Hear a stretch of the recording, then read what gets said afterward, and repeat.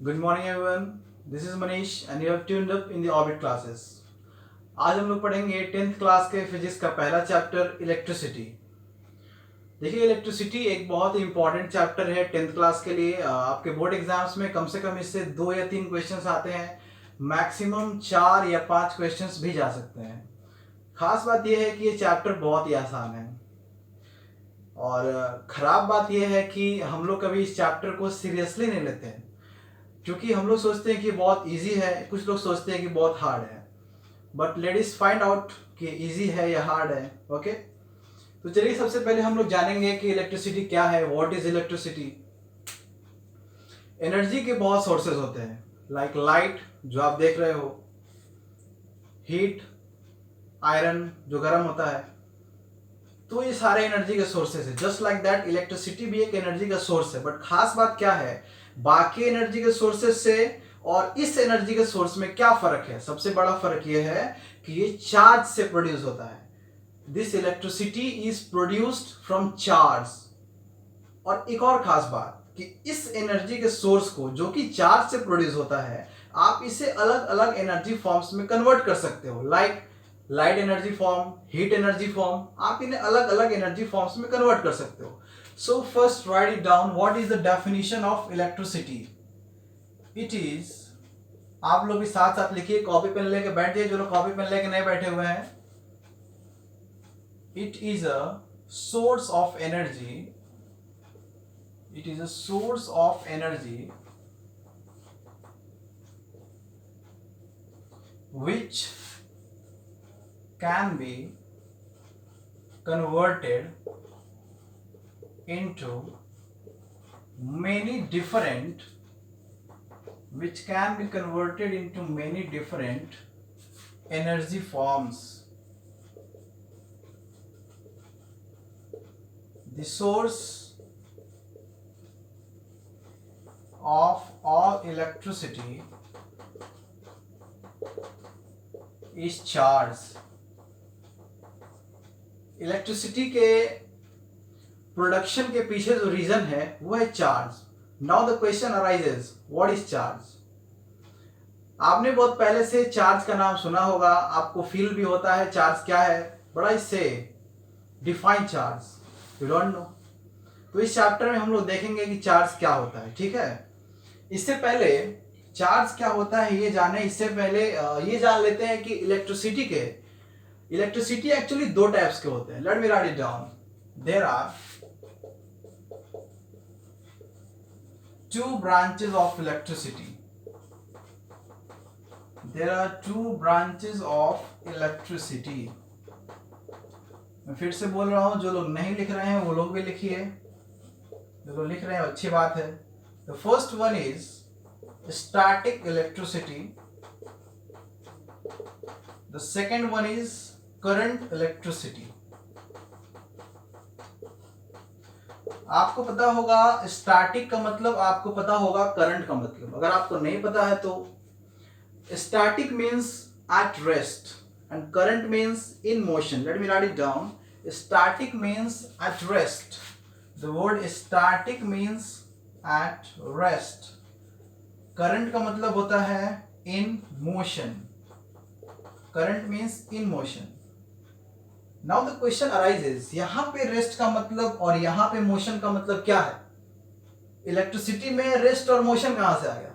ये तो 9th में कैसे कैसे इस सब ने पीछा छुड़ाया था, ये फिर 10th में कहां से आ गया?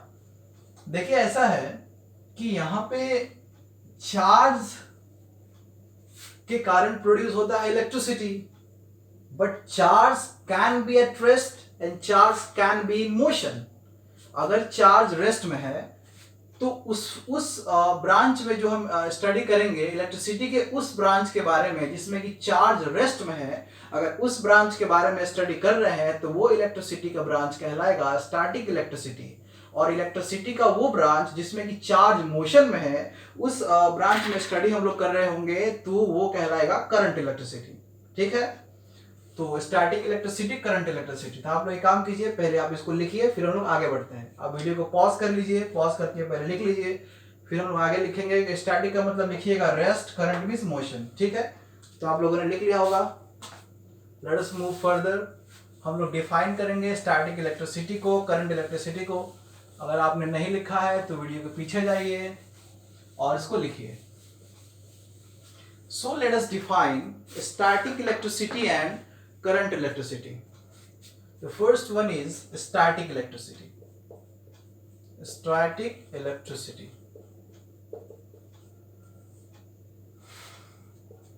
so it is that branch of electricity, it is that branch of electricity which deals about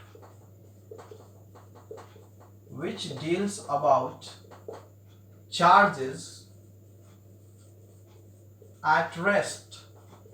ठीक, इसे हम लोग इलेक्ट्रोस्टैट्स भी कहते हैं, इलेक्ट्रोस्टैटिक्स। चैप्टर क्लास 12th में पहला चैप्टर है इलेक्ट्रोस्टैटिक्स। ठीक है, ये पूरा एक अलग ही चैप्टर ही है, बट हमें ये 10th क्लास में नहीं पढ़ना है। The second one is current electricity. Just like electrostatics 12th class में एक करंट इलेक्ट्रिसिटी भी चैप्टर है। इन दोनों चैप्टर्स के बारे में अलग अलग पढ़ना है 12th क्लास में, बट इसमें हमें इसमें बहुत ज्यादा डिफ्रेंशिएट करने की जरूरत नहीं है। So current electricity, what is current electricity? It is that branch of electricity, it is that branch of electricity which deals about charges in motion, which deals about charges in motion. ठीक है, यहां तक बात आपको समझ में आ गई। आप लोग इसे लिखिए, वीडियो पॉज कीजिए, लिखिए, फिर आगे बढ़ते हैं। आप लोगों ने लिख लिया होगा, चलिए आगे बढ़ते हैं।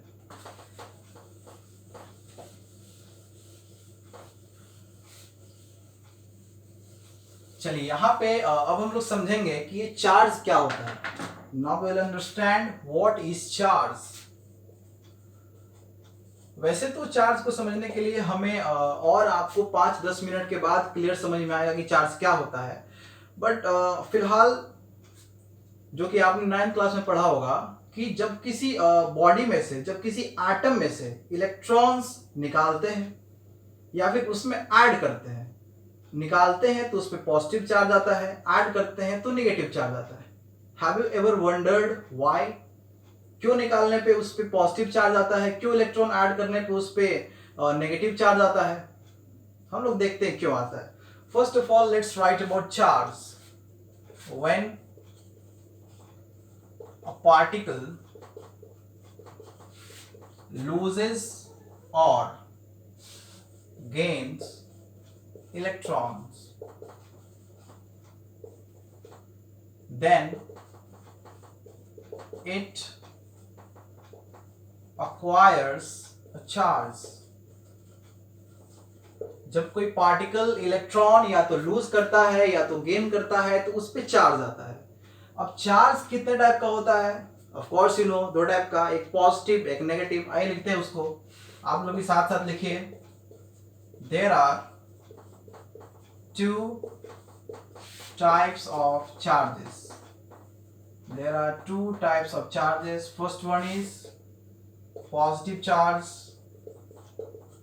Positive charge, you all know, it is known as cation। ये कैसे प्रोड्यूस होता है? When a particle loses electron, then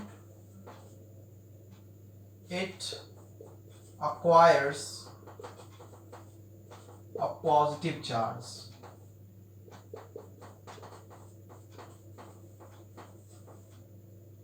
फिर आता है negative charge.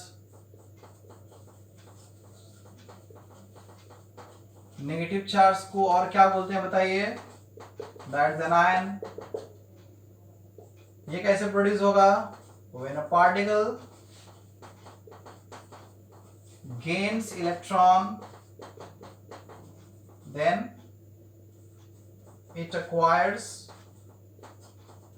a negative charge। देखिए इतना आपने लिख तो लिया, आपको ये लगा भी कि आपको समझ में आ गया, but let me tell you, आपको समझ में नहीं आया। क्यों नहीं आया, ये सब मैं आपको समझाऊंगा कि आपको क्यों ये चीज पूरी तरह से समझ में नहीं आई, वो अभी आपको क्लियर होगा। ठीक है, तो first of all right it down, video pause कीजिए, लिखिए इसको। ठीक है, आप लोगों ने लिख लिया होगा, आगे बढ़ते हैं। अभी हम लोग जानेंगे कि पॉजिटिव चार्ज जो हमने यहाँ पे लिखा हुआ है कि इलेक्ट्रॉन लूज करने से आता है, तो पॉजिटिव भी क्यों आता है? इलेक्ट्रॉन लूज करने से नेगेटिव भी आ सकता था, इलेक्ट्रॉन गेन करने से पॉजिटिव भी आ सकता था। ये उल्टा क्यों नहीं है, ये ऐसे ही क्यों है, ये भी हम लोग समझेंगे। आइए देखते हैं।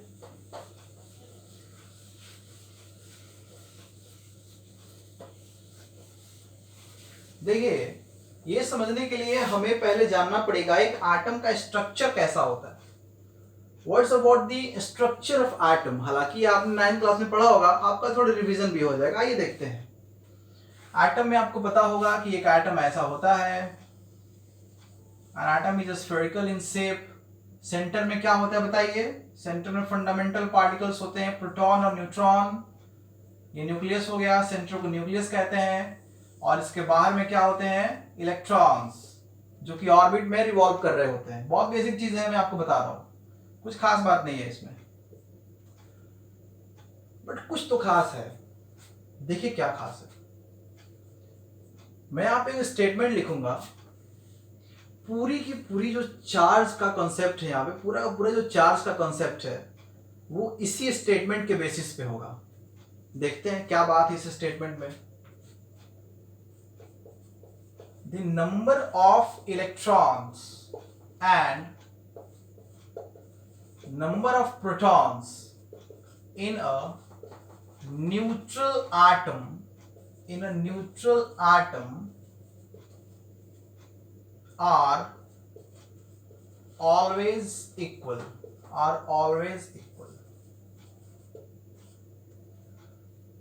किसी भी एटम में जो इलेक्ट्रॉन्स होंगे और जो प्रोटॉन्स होंगे वो हमेशा इक्वल होंगे, बशर्ते कि वो एटम न्यूट्रल होना चाहिए।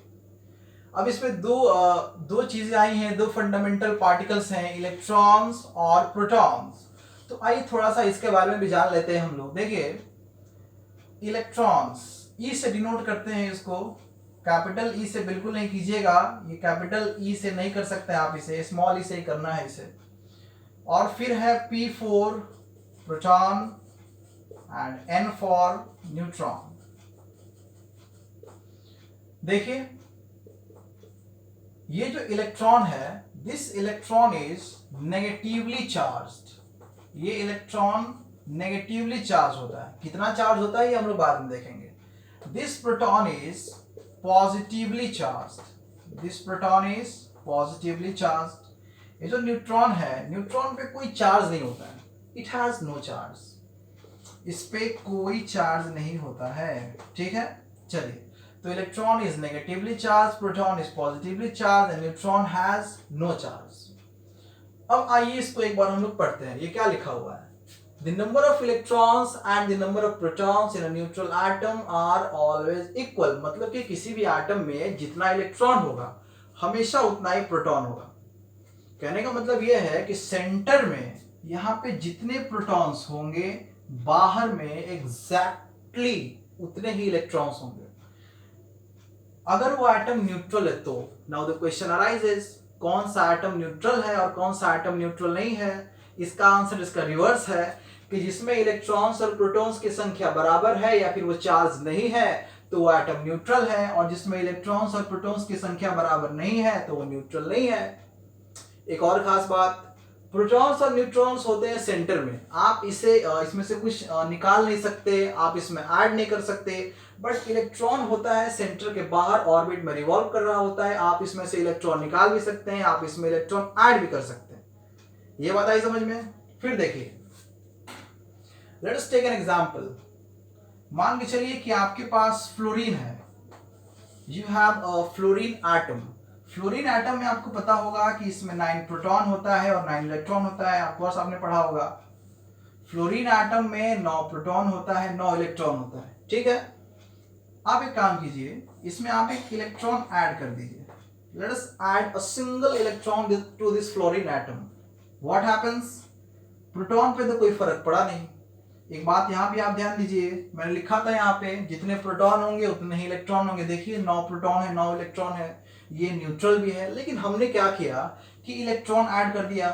अब आप सोचोगे मैंने अभी कहा कि कुछ ऐड नहीं कर सकते, कुछ सब्ट्रैक्ट नहीं कर सकते, बट कर सकते हैं, इलेक्ट्रॉन में कर सकते हैं, प्रोटॉन न्यूट्रॉन में नहीं कर सकते हैं, इलेक्ट्रॉन में कर सकते हैं। तो हमने इलेक्ट्रॉन में कर दिया एक ऐड, एक इलेक्ट्रॉन को ऐड कर दिया हमने, तो यहाँ पे क्या होगा कि प्रोटॉन तो उतना ही रहा बट इलेक्ट्रॉन एक बढ़ गया। तो 9 इलेक्ट्रॉन से कितना इलेक्ट्रॉन हो गया, 10 इलेक्ट्रॉन हो गया। Here the number of protons remain the same but the number of electrons is increased by 1। यहाँ पे क्या होगा कि जो 9 proton means 9 positive, 9 electron means 9 negative. But what happens here, proton तो 9 ही रहा, मतलब कि पॉजिटिव तो 9 ही रहा, बट नेगेटिव का क्या हुआ, नेगेटिव एक बढ़ गया, नेगेटिव एक बढ़ गया। मतलब कि यहाँ पे +9 but -10, what is this, algebraically this is -1। that's how the fluorine F becomes F minus। why this minus sign, because it acquires a negative charge। क्योंकि यहाँ पे 9 पॉजिटिव 9 नेगेटिव तो neutral, +9 -9 is 0 but +9 -10 is -1। that's how it becomes, the F becomes F minus। तो ये बात आपको समझ आ रही है? मैं रिपीट करता हूं, प्रोटॉन न्यूट्रॉन सेंटर में होते हैं, आप इसमें ऐड सब्ट्रैक्ट कुछ नहीं कर सकते हो, बट इलेक्ट्रॉन तो ऑर्बिट में होता है ना, वो घूम रहा होता है ना, वो कैसे बाउंडेड है, देखो ये है पॉजिटिव चार्ज और ये है नेगेटिव चार्ज, ये ऐसे बाउंडेड है, वो ऐसे घूम रहा है घूम रहा है घूम रहा है। Now again the question arises कि ये तो भाई इसे सेंटर के तरफ में खींच रहा है, वो घूम क्यों रहा है? तो ये आपने 9th क्लास में पढ़ा होगा सर्कुलर मोशन में, नहीं पढ़ा तो मैं आपको ये बाद में बताऊंगा, ठीक है? देखिए आगे, तो इसी के चलते ये बाउंडेड है, ये इसमें घूम रहा है, इस ऑर्बिट में घूम रहा है, और जितने दूर के ऑर्बिट में इलेक्ट्रॉन होगा इसके निकलने का चांस उतना ही ज्यादा होगा, इसके निकलने का चांस उतना ही ज्यादा होगा, ठीक है? तो इसमें हुआ क्या कि जितने पॉजिटिव थे उतने नेगेटिव थे, बट हमने फ्लोरीन में क्या किया, एक नेगेटिव एक्स्ट्रा ऐड कर दिया। तो हुआ क्या, पॉजिटिव उतना ही रहा, नेगेटिव बढ़ गया, तो उससे क्या हुआ, उस पे एक नेगेटिव चार्ज आ गया। आइए एक और एग्जांपल लेते हैं, let us take an example of chlorine atom. Chlorine का एग्जांपल लेते हैं। क्लोरीन में आपको पता होगा कि इसमें 17 प्रोटॉन होते हैं, 17 इलेक्ट्रॉन होते हैं। But what happens if we add 1 electron to this chlorine atom, क्या होगा बताइए? एक इलेक्ट्रॉन ऐड करेंगे, प्रोटॉन उतना ही रहा, इलेक्ट्रॉन हो गया 18, तो +17 -18, this is -1, so Cl becomes Cl minus। Let us take one more example। एक और एग्जांपल लेते हैं हम लोग यहाँ पे, देखिए मान लीजिए, इस आप लिख लीजिएगा बाद में, मान लीजिए सोडियम एटम है, सोडियम एटम में 11 प्रोटॉन 11 इलेक्ट्रॉन, क्या होगा अगर इसमें से एक इलेक्ट्रॉन हम लोग निकाल दें, क्या होगा बताइए? एक इलेक्ट्रॉन अगर निकाल देते हैं तो 11 प्रोटॉन रहेगा और इलेक्ट्रॉन हो गया कितना, 10, सो +11 and -10, this is +1, that's why the sodium becomes Na+। कभी आपने सोचा था कि ये सोडियम आयन कैसे बनते हैं, क्लोरीन आयन कैसे बनते हैं, या फ्लोरीन आयन कैसे बनते हैं, कोई भी आयन कैसे बनता है?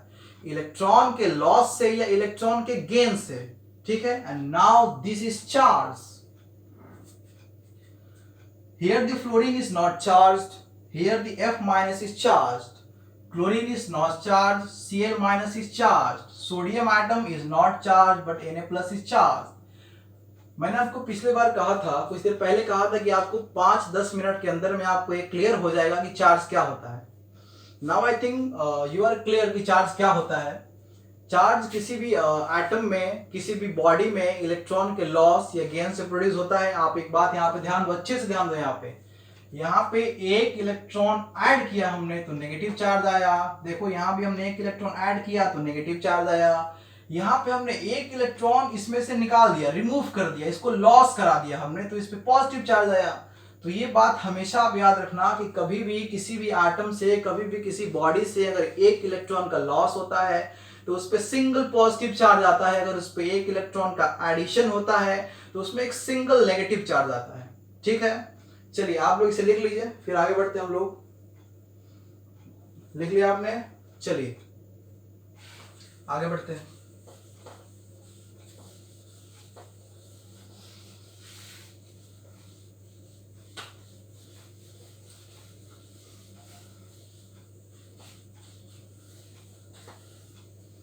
मैंने अभी जो कहा मैं उसे लिख भी देता हूं।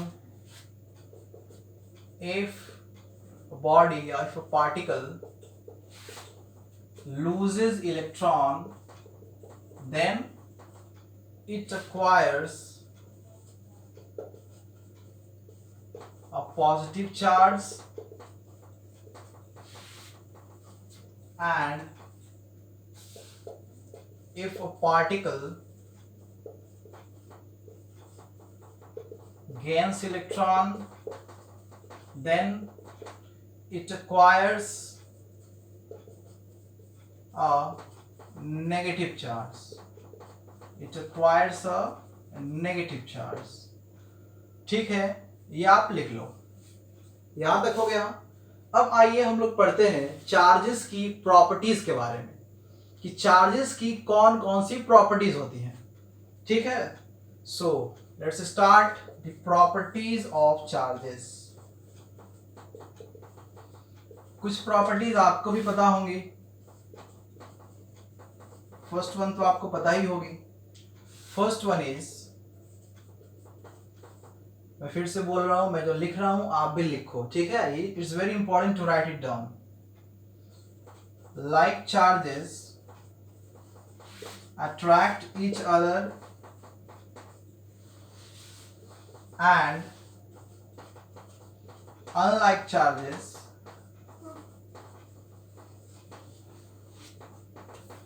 repel each other.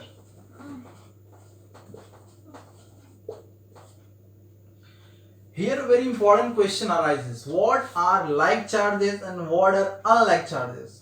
Let me ask you a question. +2 and -2, are they like or are they alike? Are they like or are they alike?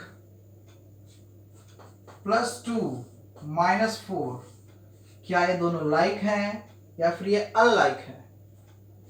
+3 +8, क्या ये दोनों like हैं या ये unlike हैं? Confused? Let me tell you, like और unlike, sign same है तो लाइक है, साइन ऑपोजिट है तो अनलाइक है। आई रिपीट, साइन सेम है तो लाइक है, साइन ऑपोजिट है तो अनलाइक है। What does it mean? कहने का मतलब है कि अगर दोनों पॉजिटिव पॉजिटिव या दोनों negative negative, then they are like. But एक पॉजिटिव एक negative, they are unlike. Got it? So मान लीजिए कि आपके पास एक पार्टिकल है, उसके उस पे पॉजिटिव चार्ज, ऑफ कोर्स ये पॉजिटिव चार्ज कैसे आया होगा? इलेक्ट्रॉन के रिमूवल से, मैंने आपको समझाया। और एक और पार्टिकल है, उस पे भी पॉजिटिव चार्ज है, तो ये पॉजिटिव चार्ज क्या करेंगे आपस में? ये रिपेल करेंगे। अगर ये नेगेटिव होता तो क्या करते? रिपेल करते। बट अगर आपके पास एक पॉजिटिव चार्ज है एक नेगेटिव चार्ज, तो ये दोनों क्या करेंगे आपस में? अट्रैक्ट करेंगे। It's very simple to understand. लिख लीजिए आप, इस जल्दी लिखिए। ठीक है, आप लोगों ने लिख लिया हो, आगे बढ़ते हैं। Now the next property of charges,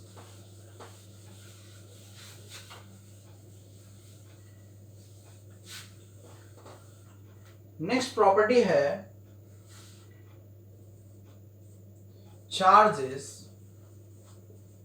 are additive in nature. Charges are additive in nature. They can be added algebraically.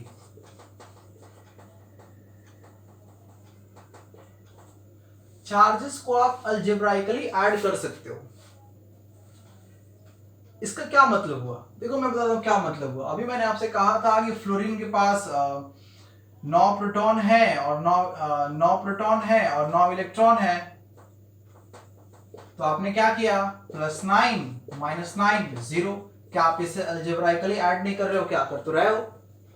मैंने कहा कि एक इसमें बढ़ गया तो क्या हुआ, 9 प्रोटॉन 10 इलेक्ट्रॉन, तो क्या हुआ 9 प्लस और -10 -1, आप इसे ऐड तो कर रहे हो, मतलब कि चार्जेस को आप अलजेब्राइकली प्लस या माइनस कर सकते हो, ठीक है।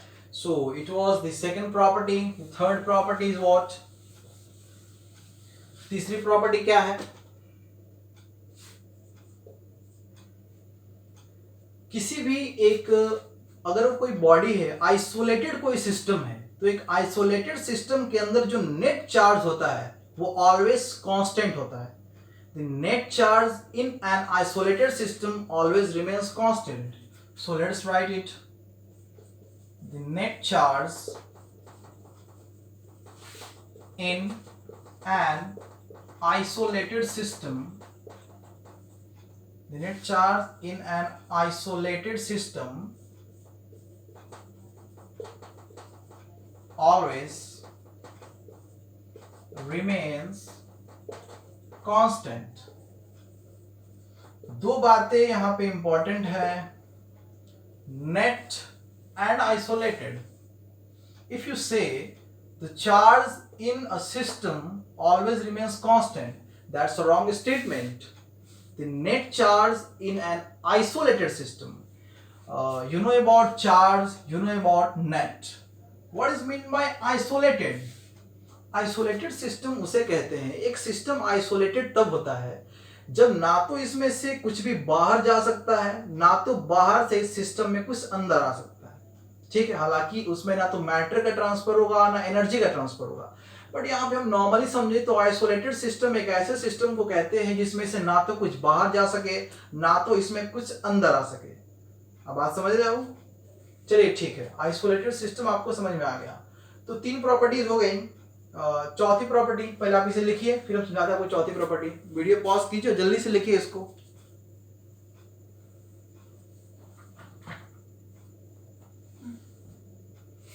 लिख लिया होगा आपने। So let us right the fourth property. Let us right the fourth property.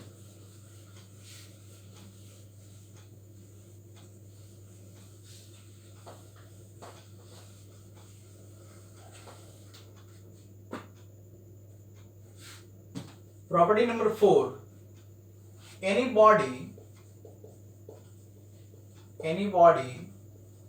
has an amount of charge, and any body has q amount of charge,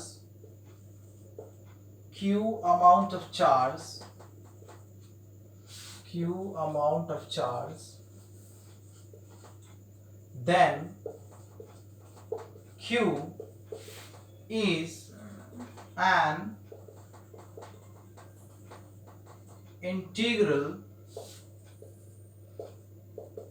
multiple of charge on an electron. That is,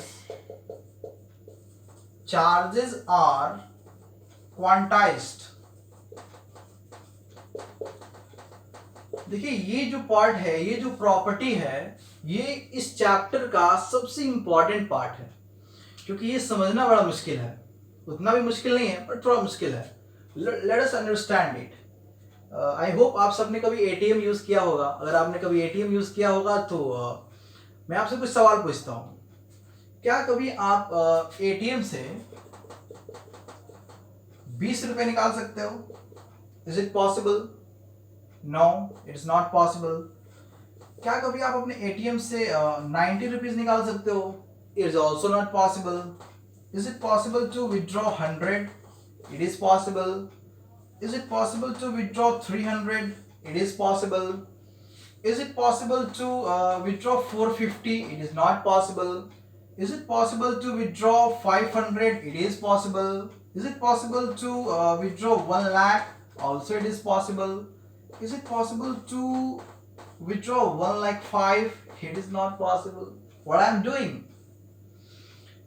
देखिए मैं ये कर रहा हूं कि आप यहाँ पे ट्रेंड समझिए। 100 निकाल सकते हो, 300 निकाल सकते हो, 500 निकाल सकते हो, 1 लाख निकाल सकते हो, बाकी नहीं निकाल सकते हो। तो आखिर खास बात क्या है कि कुछ आप निकाल सकते हो, कुछ आप नहीं निकाल सकते हो। लेट मी टेल यू, आप हर पार्ट को देखो, 100, 300, 1,00,000, 500, ये सारे के सारे 100 के मल्टीपल हैं। 100 कैसे हुआ? 100 into 1 is 100। 300 कैसे हुआ? 100 into 3 is 300। 500 कैसे हुआ? 100 into 5 is 500। 1,00,000 कैसे हुआ? 100 into 1000 is 1,00,000। What does it mean? आप उन अमाउंट्स को निकाल सकते हो, आप उन अमाउंट्स को विथड्रॉ कर सकते हो जो कि 100 के मल्टीपल हैं। Just like that, just like that.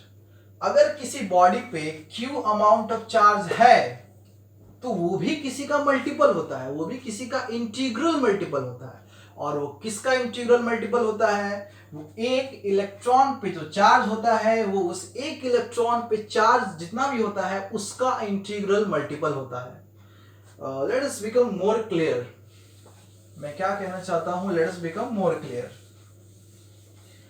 आपको याद होगा कि चार्ज कैसे प्रोड्यूस होता है। चार्ज प्रोड्यूस होता है एक इलेक्ट्रॉन के रिमूवल से या एक इलेक्ट्रॉन के एडिशन से। What does it mean? कि चार्ज प्रोड्यूस हुआ है तो उसमें कहीं ना कहीं बहुत बेसिक लेवल पे जाए तो एक इलेक्ट्रॉन का या तो रिमूवल हुआ है या तो एक इलेक्ट्रॉन का एडिशन हुआ है। मैं आपसे कहूं कि आधा इलेक्ट्रॉन निकल गया, does it make a sense? Not at all. 1.5 electron निकल गया, it does not make a sense. 4.5 निकल गया, 5.5 निकल गया, कोई मतलब ही नहीं है। 100 निकल गया, इसका एक मतलब है 100 इलेक्ट्रॉन निकला। अब 1.5 और 2.5 तो नहीं निकल सकता ना, बात समझ रहे हो? इसका मतलब ये हुआ कि अगर उस पर चार्ज भी आएगा तो 1.5 और 2.5 वाला नहीं आएगा, आएगा उस पर एक इलेक्ट्रॉन का या उसके मल्टीपल में जो चार्जेस होंगे उसके मल्टीपल में ही, इंटीग्रल मल्टीपल में ही उस पर चार्ज एक्वायर कर सकता है। आइए समझते हैं इसको और अच्छे समझते हैं। फॉर एन एग्जाम्पल, मान लीजिए कि आपके पास एक सोडियम एटम था। Suppose you have a sodium atom. आपने क्या किया कि उसमें से एक इलेक्ट्रॉन रिमूव कर दिया, तो होगा क्या बताओ? अब ये सोडियम प्लस बन गया, इसमें से एक इलेक्ट्रॉन निकल गया तो उस पर एक पॉजिटिव चार्ज आया। पॉजिटिव कितना आया? पॉजिटिव कितना आया? एक इलेक्ट्रॉन पे जितना चार्ज होता उस पर पॉजिटिव चार्ज आया। अब एक इलेक्ट्रॉन पे चार्ज कितना होता है? This is also a question. तो मैं आपको बता देता हूं। देखिए आप यहाँ पे, आपको पता है कि इलेक्ट्रॉन पे नेगेटिव चार्ज होता है, प्रोटॉन पे पॉजिटिव चार्ज होता है, न्यूट्रॉन पे कोई चार्ज नहीं होता है। तो इलेक्ट्रॉन पे, एक इलेक्ट्रॉन पे चार्ज होता है -1.6 × 10⁻⁻19 कूलम। एक प्रोटॉन पे चार्ज होता है +1.6 × 10⁻⁻19 कूलम। ये एक इलेक्ट्रॉन का चार्ज है, ये एक प्रोटॉन का चार्ज है। इस माइनस प्लस में नहीं जाना, ये तो हम लोग समझ ही रहे हैं कि इलेक्ट्रॉन पे नेगेटिव चार्ज